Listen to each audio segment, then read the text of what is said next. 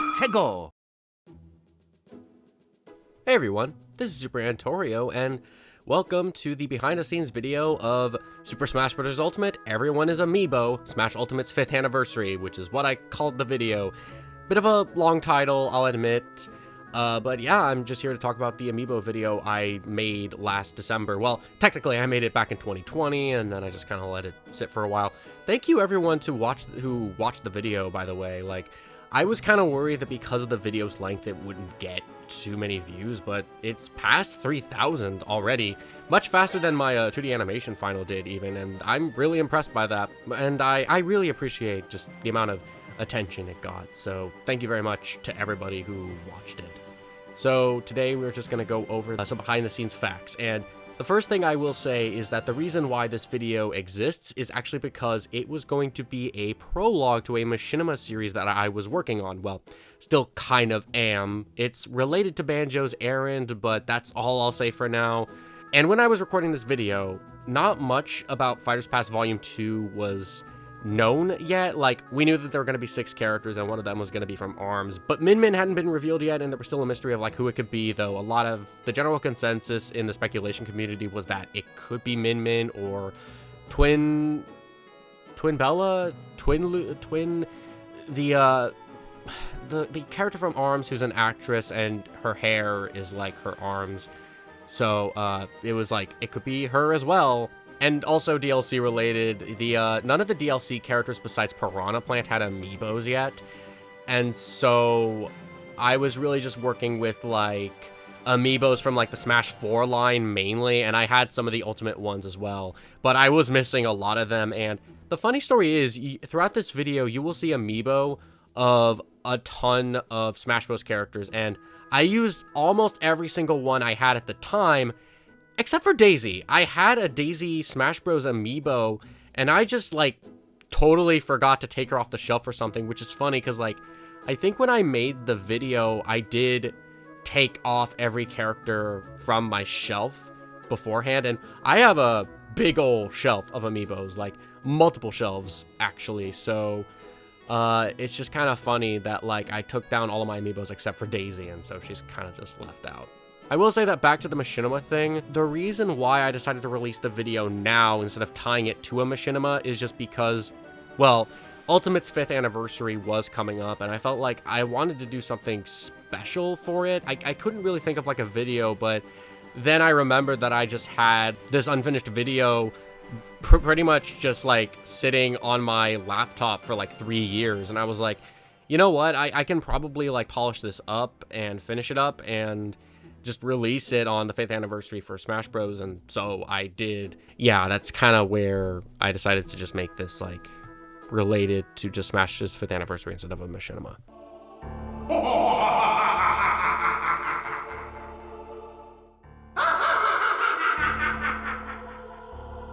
I really love how this whole video is just like two white, I forget what they're called. It's like paper. It's like some kind of paper, and you just see like a red table. And I don't know if any of you noticed during the video, but the table is kind of unstable. It always has been, still is, honestly. Because I'm looking at it right now, one of the legs is just like not really screwed on the right way, but it's still holding up. Like right now, it has like an air filter and a PS5 on it in my room, so it's like, still holding up there.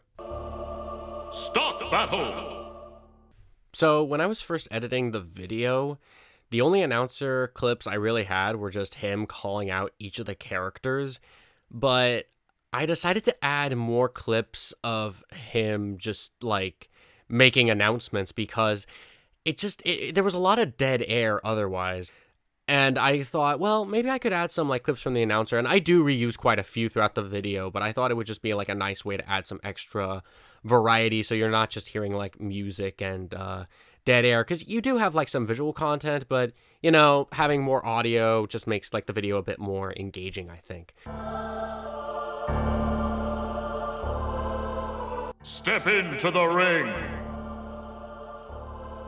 And also, I should mention that like For, like, recording this, I used my old, like, iPhone 10, I think it was, or iPhone SE, to record it on a tripod, and the lighting was done by, like, a nightlight or something, so if you're wondering, like, what I filmed this on, it was on a tripod. It's kind of the same thing I used to film that, canceled unboxing video on, actually.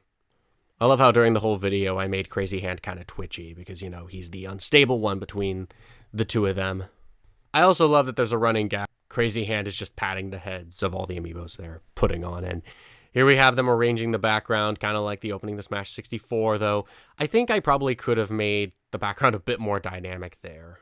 But yeah, we just have like a question block amiibo box, a Sega Genesis Classic controller, and I don't know if any of you can tell, but that book is a Warriors book.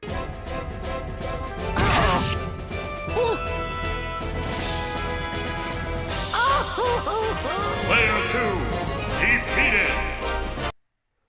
Master Hand giving the Holy Trinity sign, which is like something my dad would used to do when we were listening to music.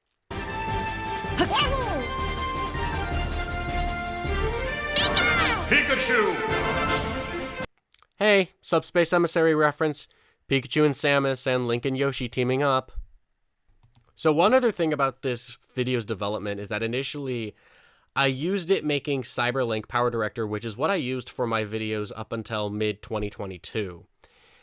And it was a very hard it wasn't a hard program to use. It was very easy, but the problem was the laptop I had at the time, as it got older, it would just like shut down as soon as Power Director closed, and it would especially be bad for making machinima and videos like this where there's a lot of like visual stuff going on. That's kind of one of the reasons why the video was just remained unfinished for a long time, because the editor was just hard to work with, and like there was stuff I wanted to do, but it would just be so slow and cumbersome to do it all. And like nowadays I have a faster laptop and I use Filmora for editing, and Filmora does have its slow moments, but generally it is a lot easier to work with, and I don't have to worry about it just automatically powering down too much. But yeah, I used Power Director at first, and then like when I did the finishing touches for this video, I used Filmora, and I think you can kind of tell, because if you pay attention to like the text used for like the beginning of the video, you can tell that like at first it's Filmora, then it's Power Director. Donkey Kong. Kirby.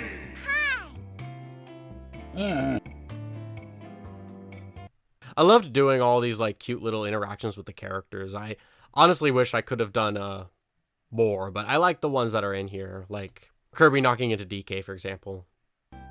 Captain Falcon. Show me your moves. Jigglypuff. Time. Nice call. No contest. The joke with this scene with Jigglypuff is like Crazy Hand being like, come on, this is a good idea. And Master Hand's like, really? We have like all these other cool heroes and you're going to put Jigglypuff in there? Nah, fine, whatever. You do you. Obviously, I have no problem with Jigglypuff being in Smash Brothers. Absolutely none at all. I think they're a great joke character. But it is just kind of funny when you look at the roster of the first Smash Bros. Game, and it's like Jigglypuff is kind of a weird outlier because you have all of these gaming protagonists, and then you have Jigglypuff, who's like just a random Pokemon. But you know, I understand why Jigglypuff is in the game, because they reuse some assets from Kirby and all that. So, and also I like Jigglypuff as a Pokemon. I don't really mind that Jigglypuff is in Smash. I just thought it would be funny to make a joke there. The original Smash Bros.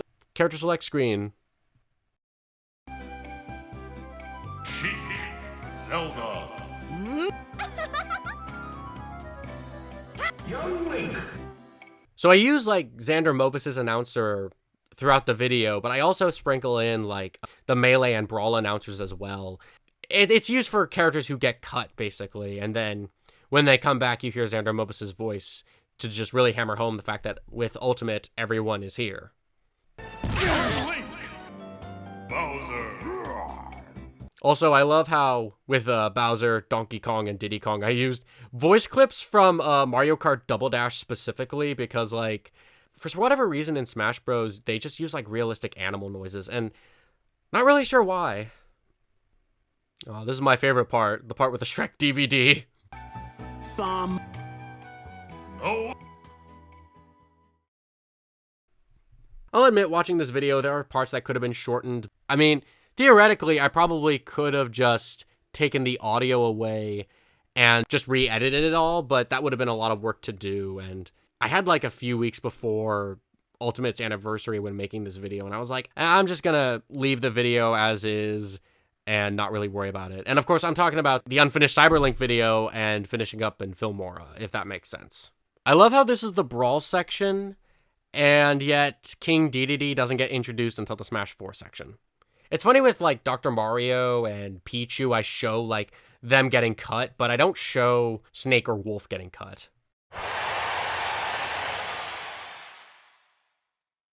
And I guess this is supposed to be like them being like, oh, we should bring in characters who are not just Nintendo related. You can see Mewtwo on the ground. One more thing about this being for a Machinima series is that there are a couple of Machinima references in the video. So like Wario being a creep to Zero Suit Samus is actually a reference to Smash King and how Wario is just constantly out for Samus's affection. But that's not the only Smash King reference in here, and we'll get to the other one when we get to it. There's one more scene that's a Machinima reference as well. I really like how I pulled off this shot because what I was doing is I was holding the covers, and behind the games, I was also holding like Mega Man and Pac-Man's amiibo. So what I had to do is when I set the games down, pretty much put them down on the table and then just sort of pull the games back. I really like how that came out. Also, I will say, I didn't really reshoot any of this footage. Like, everything I shot is pretty much in this video with like exceptions just being like dead air scenes. But I never really re-recorded anything. Everything was just like a one shot. This is everything, and I'm going to put it all into the video. Not much cut. Pat him on the head. Of course, Villager having to attack Ice Climbers, referencing how when Villager was revealed, there were tons of jokes about him being like a murderer, and so that was me kind of playing into that. And you do hear like the sound effect for when like a sword hits when he hits the Ice Climber, so it could be implied that like he hit him with an axe or something. Villager. I don't know why I picked up the camera for these shots. It's sort of disorientating. I feel like this is probably something I could have reshot. So sorry if they made you a little disoriented watching. Me Sword Fighter. Me Gunner. Did you hear it? Did you hear it when the Mii Gunner was put down? And here we have a joke that references how hard it is to collect amiibos in the modern day and age. Like, seriously, you can find them on Amazon, but for like twice or even 4 times the price. It's ridiculous. Also, it's funny because like a few months later, this retro game store in my area was having like a reopening sale, and one of the things they had was a Shulk amiibo, so I went double masked and all that, and I saw the Shulk amiibo, and I just grabbed him off the shelf. And even like there were like 2 guys near the shelves, and they saw me do that, and they were like, whoa, that guy went for it. Because amiibo collecting is hard, and some amiibo you just don't see anymore unless you go to like a game store or go online. So yeah, that's why I had to just grab Shulk when I could. Man, you get to see my old laptop.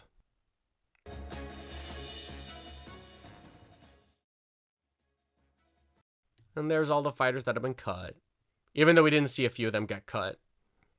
So, I actually had to use the Brawl announcers' voice clips for Ivysaur and Squirtle because, like, I don't think the Ultimate announcer ever says them. So, yeah, that's why they're used here, even though for other characters I had to use them as sort of foreshadowing of like they're gonna get cut but they're gonna come back. Who knows, maybe Pokemon Trainer will get cut in the next game, but we'll have to wait and see about that.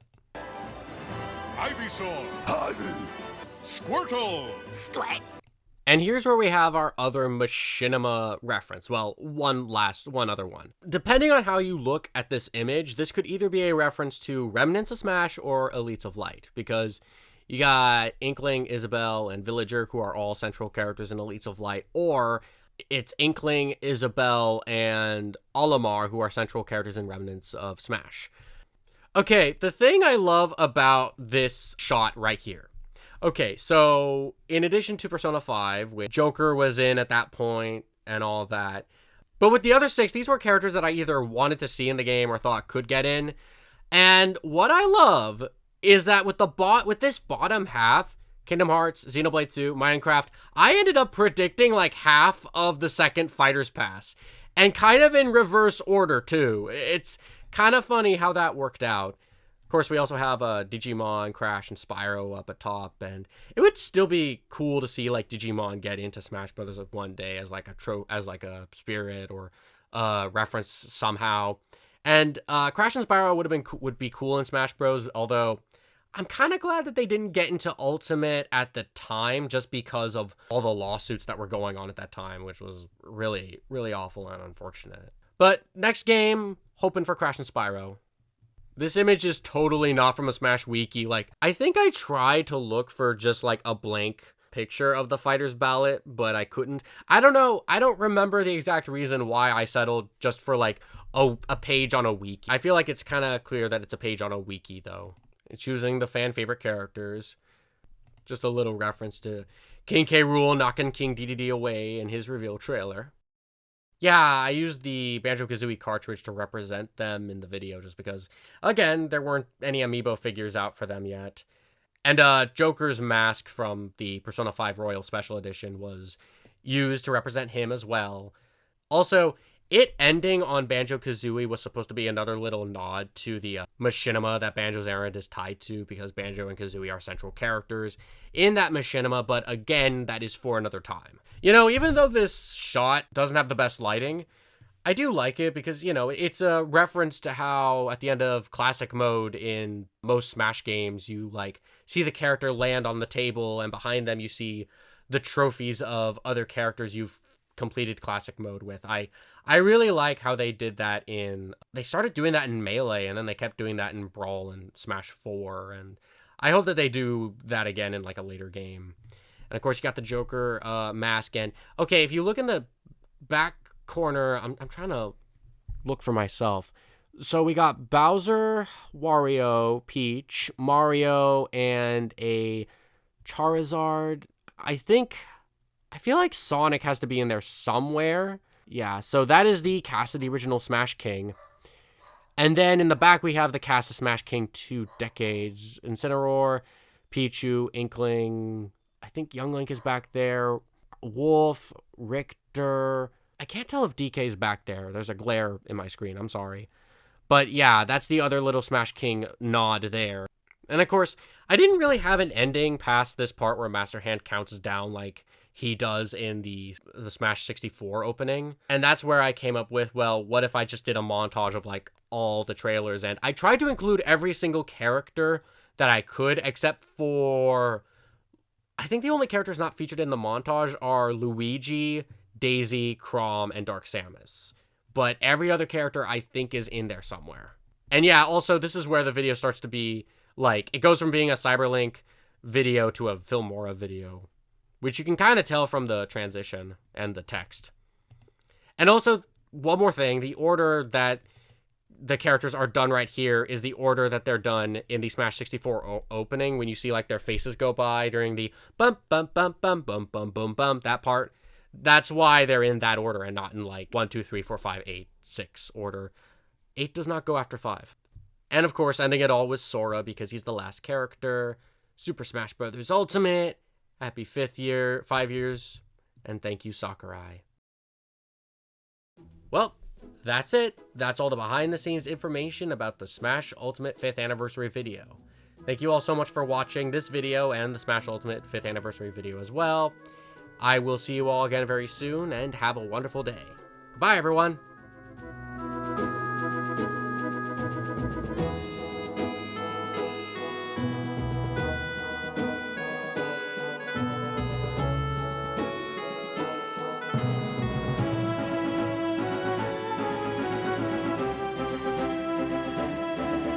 Yeah, I love Smash Brothers.